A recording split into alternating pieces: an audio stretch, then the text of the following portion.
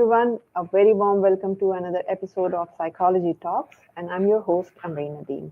And today we'll discuss what does it really take to stand out and live the life on your own terms. I'm so honored to be joined by Dr. Barbara Vokatis. She's professor, award-winning author, keynote speaker, and therapy dog partner. She has faced incredible challenges and transformed them into strength. She is a very inspiring mother. She is a mother of an autistic child, but she deeply understands her struggle as a parent, and she helped her fight or struggle to face her struggles uh, in a better way. Also, she is an inspiration that she is sharing her voice with other mothers and other parents to find their way to walk the path with empathy and innovation. So we're going to talk about her lots of creativities and ideas and her struggles that made her or that gave her the strength. So let's welcome Dr. Barbara. Hi, Barbara. Thank you so much for joining us today. Hello, Ambreen. I am so honored, and it's such a pleasure to join you for this chat. Yeah, thank you so much. It's really inspiring to see that so many things you're doing that to innovate, to bring the innovation in education and to help other parents to face their struggles. And not only, I would just say, not only the parents of autistic child, but any parent who are facing struggles with their children to understand them better. So tell us a bit about yourself to let our audience know you better. Thank you so much. So, in a nutshell, I am a professor. I teach future teachers and current teachers, and I am known, I think, mostly for my innovation in animal assisted education. I take my therapy dog to a local school. We've been doing it for 7 years, actually. It's kind of amazing to be able to do it with one dog, with one animal. And beyond that, yes, I do have an autistic teen. They're autistic. They're also gender fluid. They go by pronouns they, them, and they are 18 years old. So this journey is pretty much 2 decades. I've been doing it, so to speak. I've been parenting a child with this condition for close to 2 decades. But what I'm doing also too is I'm trying to live an authentic life, both professionally and in my life. So my passion for animal assisted education, and also recently passion for doing something more for the community of neurodivergent people, including children and teenagers, kind of all work together with also what I try to focus in my job professionally. Yeah, that's amazing. And before actually we move further to the discussion, I would like to tell our audience that Barbara's book will be launched on October 20th, and as an impact activator, me and Valerie will be organizing a launch event for her. So please join this launch event. There is a registration link in the comments, and we would be really happy to see you there because you will learn that how Barbara started her journey, and more on top of that, there will be lots of other speakers, very inspiring speakers. They will be sharing their views and their thoughts on Barbara's journey and on the book as well. So please do join this. There's a ticker also going on, and there's also a comment, the list to register to the event in the comment. So tell us a bit about your book also, although you will be sharing in during the launch also, but let's just tell us a bit about your book that's going to be published. Yeah. Thank you so much. So I think the book is very special to me. I didn't think of writing this book until I think last year. Wow. Sort of all of a sudden, I would say it happened, this idea. For many years, I really have not shared so much about autism.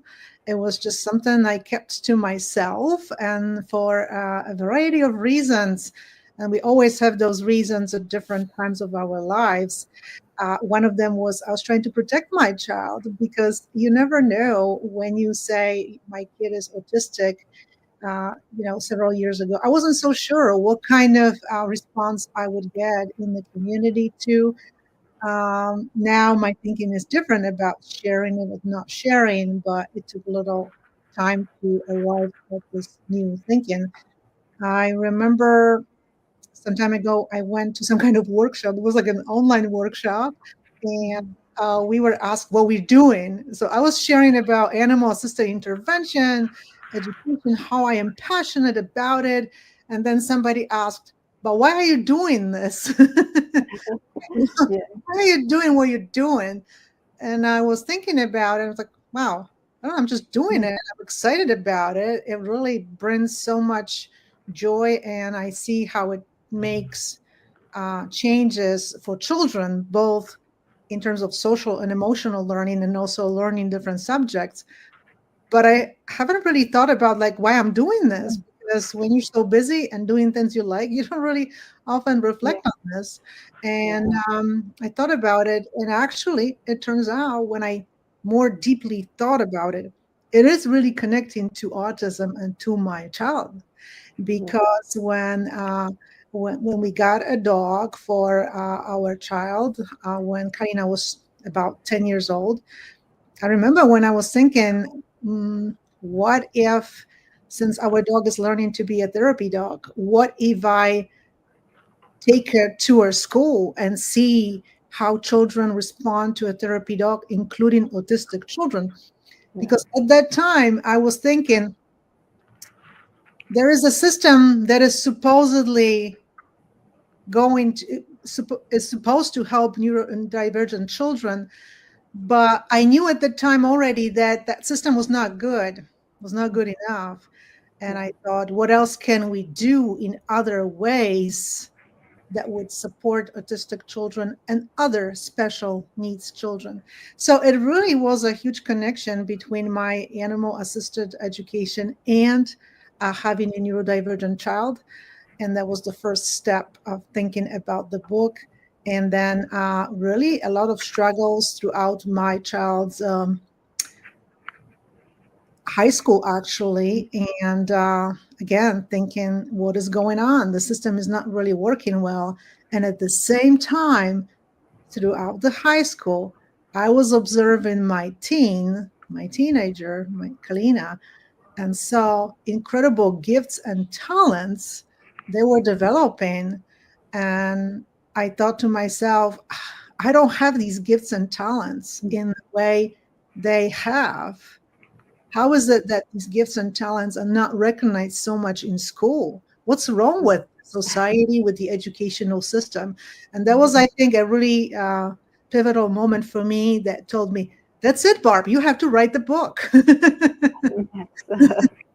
Yes, I think your book is amazing, and I think it's so timely that I get to hear a lot about the struggles of the parent. They usually reach out to me and they say that, especially when their children are like suffering from neurodiversity. I wouldn't say this suffering, is basically having some neurodiversity and they don't know what to do.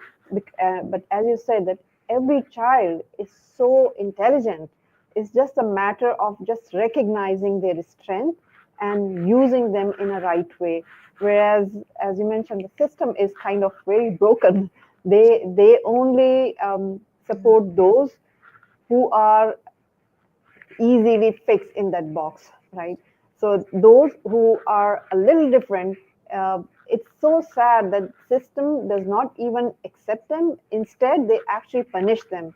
So they actually are, no matter how many gifts they have, they are left with nothing, and they start to develop something like low self-esteem. They develop depression, and they don't know, they think, instead of like realizing that the system is broken, they think that there is something wrong with them, and they think that they are broken, whereas it's the other way around. So I think that's the main, you highlighted very rightly, and I think this is the right time that you written this book, and it is really really much needed. So I want to ask that, like, as a mother of an autistic child, how did actually shaped your perspective on education and empathy, that they need some some better like understanding or something, how it helped you to learn from them?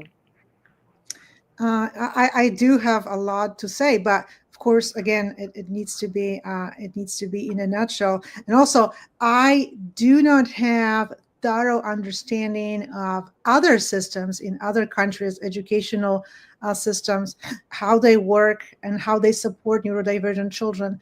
And I'm sure, just like there's a spectrum of autism, there's a spectrum of how these children are supported throughout educational systems throughout the countries. But what I can say is that what I've also observed here in the United States in the educational system, a lot of times teachers' time is occupied with many things. And many of those things sometimes have nothing to do with helping teachers in becoming better as far as understanding neurodivergent children and how to teach them. Right now, there are some new perspectives on how to support neurodivergent children effectively. And these perspectives are, to a large extent, not known in educational institution. That is not good. But Yeah. again, we can't blame the teachers because teachers are also, they are burnout. They have a lot to do, a lot of to take care of. But again, some of these things they have to think about and do have nothing to do with learning how to support all children better. And that's a big problem. So it's like, Yeah. why do we have school? Why do we teach these children? These questions are not revisited, because if you revisited these questions, you would find out that what you would what your goal should be is not matching what you're actually doing in this educational institution. So that is a big problem. And so misunderstanding neurodivergent children, approaching them from the perspective of like, you don't do the work, then you will be punished for not doing the work, but Mm. not even trying to understand why is it that they cannot do this activity. We sometimes tend to think that children just refuse to do it because they just don't feel like doing it. My child is not like that. When they want to do the work, but oftentimes they are unable to do the work because there is something they don't understand. They get stuck, they get overwhelmed. Oftentimes they're afraid of talking to the teacher, why they're Mm. overwhelmed, why they stuck. They are Mm. afraid of showing initiative. Why? Because somewhere in the educational system, they were conditioned that perhaps speaking about yourself was not a great idea, or you were not encouraged to do it. Or if you speak a little bit up, maybe you will be laughed at by others, by Yeah. other students. Maybe you will be picked on or bullied. So these things are not. There is a reason why these children are in the educational system functioning the way they are. But as you can hear me, it is a complex issue because there's a lot to do with education, but there is also probably a lot to do with how parents approach it. Some parents might be a little bit afraid of maybe speaking to school to teachers, or they don't know how. They are intimidated because again, those systems are not developing in a way that make the system user friendly. They are not getting user friendly at all. Yeah, yeah, absolutely. I think I mean, you touched upon on lots and lots of things. One thing that you said that people, especially these children, are afraid to ask questions, and the system actually curbed their curiosity. They said that why if they don't understand that why it's happening, it's not their fault. They may have some other perspective to look at this thing, but the thing is that the system does not allow them to actually bring their own perspective, and that's kill their curiosity also, that they kill their passion to ask questions. And the other thing is that they're also afraid that people can pick on them, or they can be bullied, because if other people can understand them easily, and if they are not understanding, so they think there is something wrong with them, which is actually not the case. There's nothing wrong with them if they don't understand this, because they might be thinking from the different angle. It's just a matter of just aligning the angle, or maybe just giving them the right perspective which they can understand. Or maybe it's time to actually understand that their perspective might be better than ours.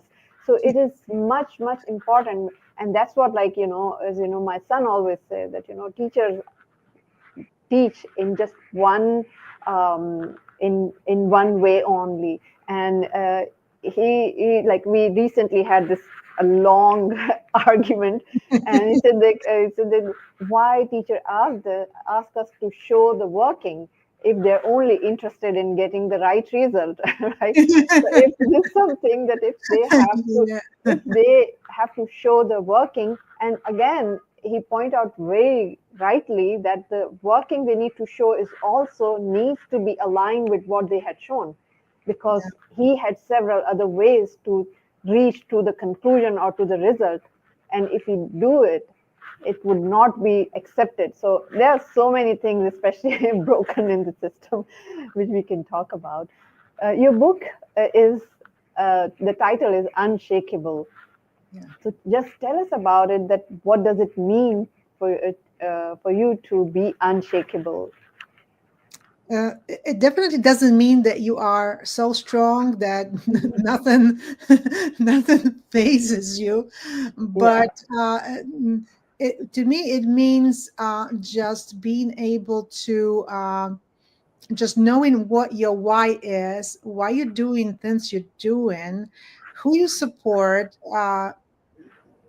for whom you do a certain service, such as who I want to support with my animal assisted education. Knowing that really helps me moving forward and providing this work to people who would benefit from it, such as children in school. Now, another mission is to support neurodivergent community, right? yeah, Uh, Children, teenagers, and autistic adults. So knowing this and moving forward is really very important to me. And as you move forward, sometimes there are obstacles and things like that. And well, we know they're going to happen. So if something happens that I cannot control, I just figure out another way or do something different, and understanding that I also can learn from these obstacles or adversities, it will make my goal and my why even better. So that's really all that is. But persistence is actually a key here, I think, in this unshakable sort of term. Being persistent, being consistent is really very important, because it's very easy to just stop what you're doing when you meet a challenge, an obstacle, and it gets a little harder, and it will get harder. And how not to then quit, so to speak, but just keep going. yeah. You explained it so well, that it's not about that, like, unshakable means that you're fixed, or like you're just so rigid. It's all about that you are so flexible that nothing, or the no any challenge or obstacle cannot shake your determination or resilience. So you explained it so beautifully. Yeah, thank you. But So yeah. if it shakes for a moment, that's okay too. It's just about, and it does. And I'm not going to hide and say that nothing ever shakes me. It does, but it shakes for just a very short period of time. Yes, that's true. I mean, it can shake you, but it cannot actually take you away from your path. that's what something is which is more important, that your goal is unshakable, but of Yeah. course your whatever you go through is, it can give you a big shake or something, that Yeah, oh, it what does has sometimes. happened. It does sometimes. Yes. So that's very true. So I know that as we were discussing that about the system is always kind of prefer conformity, right? When people are similar or when they conform to the system. But it's so difficult when you actually kind of not conforming to the system and you have different idea. So tell us that what challenges have you faced by choosing to be different, or because your book is about that it is unshakable, or it is like you need to have resilience to face all these obstacles Mhm. or something. But definitely it also talks about that being a different doesn't mean that you are broken or something. And so how many challenges you have faced to be different.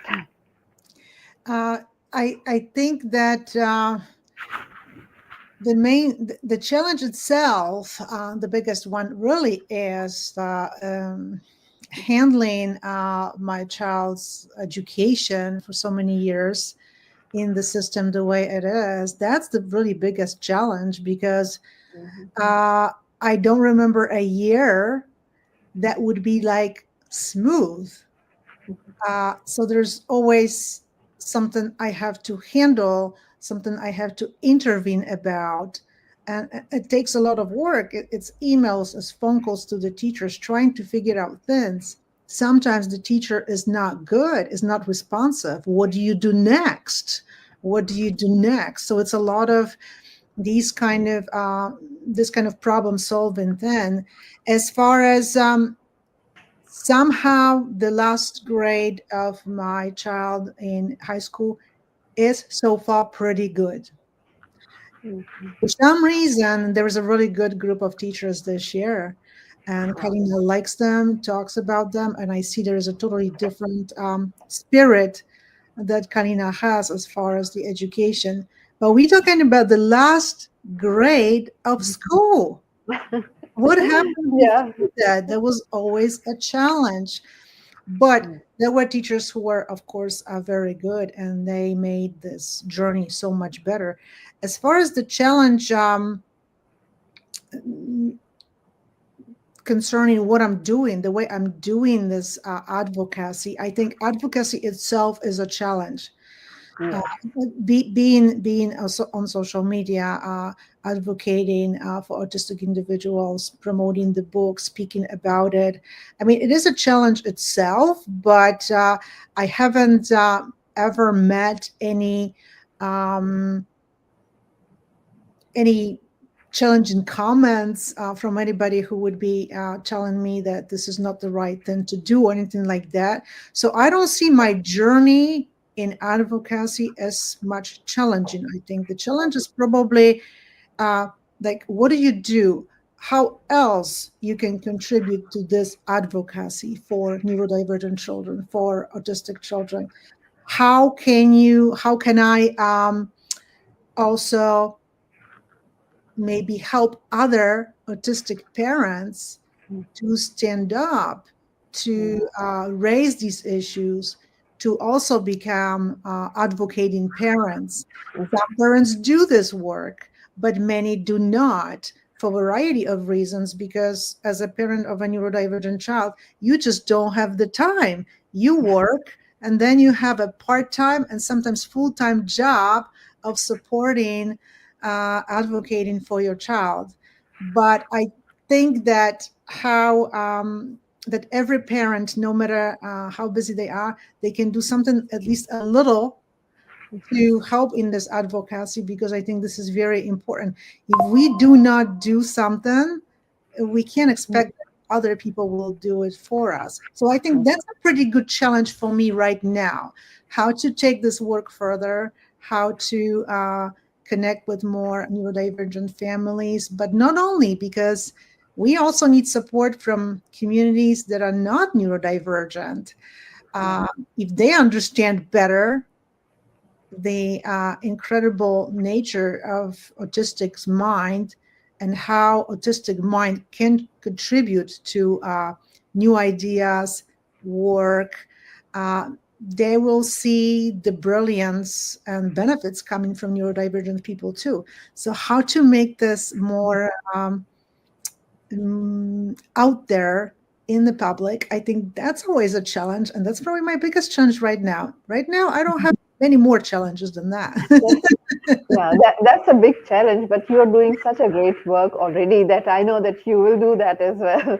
That you will Thank create you. a community or You something. help in quite a bit, that's for sure. Thank you so much. Yeah, thank you. Yeah, because your mission is so, I was so inspiring that I really love to help this. So Thank yes. you. So yeah, I mean, you also introduced the dog therapy, right? So what was the moment that you decided that it is the time to introduce dog therapy in the education system, in the education of the kids, actually? So, and thank you so much for this question. And as I already earlier hinted a little bit, well, the struggles with educational system and having my child in educational system and thinking at that time we have a system, but still sometimes my kid doesn't really feel so great in school, Yeah. doesn't feel free to express themselves, and what else can we do what can we do to change the way these autistic people feel in school? How do they feel that school is their place? Most of the time Yeah. they don't think they fit, they don't think they belong. That's Yeah. wrong. But So that was really the time when I thought about this. I was very curious to see how I can bring my dog and see what happens in the classroom. I didn't know much about animal assisted education. I did not know. I didn't read literature about it at all. I was just curious to see what's going to happen when I bring my therapy dog to the classroom. And slowly, little by little, I started getting uh, opinions about it from teachers with whom I worked. Mhm. And it was just absolutely amazing. It was more than I could ever expect because the impact was on individual children who struggle with all kinds of issues in their lives. We had children who did not talk and started talking in school because of my therapy dog. And then we Mhm. also started seeing that when you bring the dog and intentionally create activities and simple, very simple activities with children and your dog, if your dog agrees to this, of course, uh, you can help in creating better community of children, because this is not just about making education better for neurodivergent children. This is about changing the classroom nature and climate so that everybody sees that everybody counts, everybody is welcomed, everybody has a role to play. It doesn't matter if you are neurodivergent, if you have attention deficit, or you have something else going on. Learning how to be a community together. If you bring a therapy dog to the classroom, uh, what happens is children have to understand how to welcome the dog, how to make sure that the dog is not scared of them. you know and they'll do anything, to make sure the dog will want to come back to this classroom. So they Yeah. learning to take care of the animal, they learning how to behave in a way that doesn't scare the dog, for instance. There's other pieces to it too. And then from that, it's so much easy. Oh, my dog is going to bark. Yeah, actually, yeah, Oh, you know, it's about therapy dogs. yeah, if she wants to make herself presence, that it's all about her. So yeah, Exactly. But from then, you can just really learn so easily. You can teach children to apply this if you take care of your dog, if your dog acts in that way, they are scared of you. Just look at Johnny, look at another student. Yeah. You have to be kind to others. You are kind to your therapy dog. You have to be also kind to others. And by the way, does the therapy dog show that she's kind to everyone? Yes, she does. How does she show it? Kids are describing all the things Carmel does to show kindness. And then it's like, well, guess what? That means that kindness is really important. Your dog is teaching you how to be kind so you can learn from your dog. And they truly learn from the dog. And so that's an incredible way of really changing the climate in the classroom by inviting the representation of natural world, because when the dog comes in, classroom is changed. It's no longer just Yes. desks and smart board and teacher computers. The dog comes in, everything's changing, Yes. and that changes a lot of other things, including educational aspects. Yes, I think it's you brought a very good point here that when you brought the therapy dog, people not people children actually started to feel the psychological safety, and then it's something that what they were missing they were trying to give to the dog. So it's their effort to make it the psychological safe environment for themselves and for the dog, and I think Yeah. that's how they started opening up. There's a very good comment here. I don't know why the LinkedIn is not showing the name of that person, No, but it I says don't know that what happened. yeah. Oh, sorry. I think there was a before one. This one. The helping children feel safe and empowered to speak up in school begins with cultivating a climate of unconditional acceptance. When we introduce therapy animals to the school environment, we are not just offering comfort; we are modeling compassion, presence, non-judgment. These animals don't discriminate. They don't see disability, difference, or diagnosis. They respond to energy, emotion, and authenticity. Absolutely, yes. Exactly. So you can learn from therapy animals because there's so many aspects this wonderful person just mentioned. And that's what we want to see developing in kids. They want them to look at everybody in the classroom and not judge them. Yeah. The only judgment that's acceptable is positive judgment, right? You're a good person. You have something to contribute to the classroom and to my friendship. We saw children who didn't work with each other start working with each other. And so it was absolutely incredible, and that's why these therapy animals are just so important to bring to educational institutions in responsible ways, because their well-being is just as important as children's well-being. We are Yeah. not using them. We are bringing them and include them in creative but also responsible ways in activities they agree to be included in. That's really important too. Yes, absolutely. Now, just giving me this the question that what do you think? What role do emotional safety and trust play in fostering creativity and learning? I think it's just so crucial because right now, we have so many kids, and including little kids, having high levels of anxiety.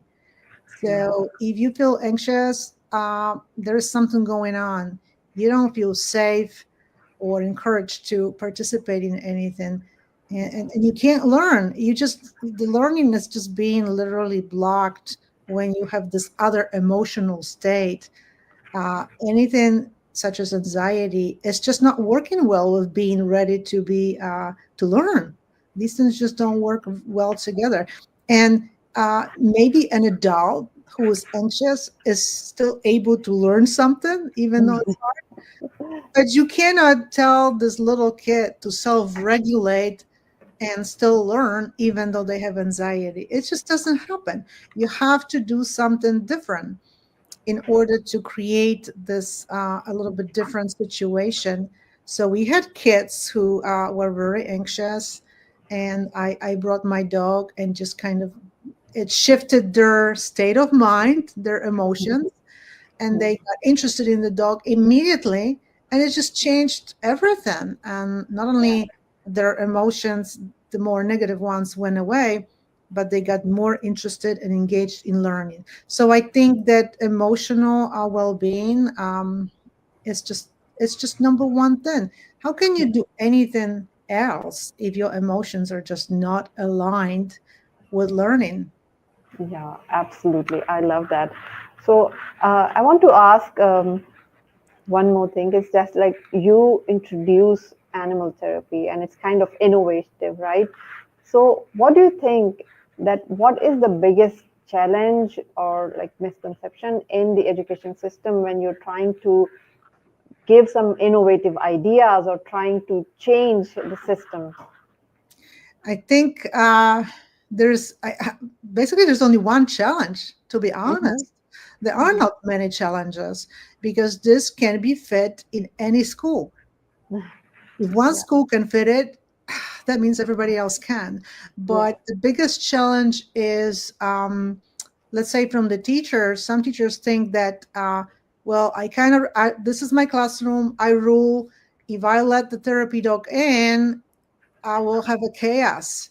I can't do what my goal is to do. I will have to like let go my control a little bit, and maybe I'll just not do what I intend to do. So that's a problem. But many teachers who are letting therapy dogs in, they are proving they are proving that sometimes, yes, maybe at the beginning, a little bit of chaos, but not much. We never really had chaos with my dog at all because chaos would scare my dog. So there you have it. Yeah. But really, if you let go a little bit of control and think creatively about an activity, maybe an activity you've never even done before, the kids will learn all the things that you planned to teach and more. So don't we want to do that? Teach them what we intended to teach and even more beyond even our planning and goals. And that's totally possible to do. And it happens every time when a therapy dog team works with a teacher.